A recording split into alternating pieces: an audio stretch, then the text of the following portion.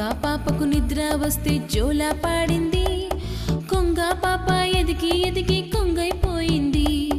ముసలి తల్లికి తానే అప్పుడు తల్లైపోయింది. ముసలి తల్లికి తానే అప్పుడు తల్లైపోయింది.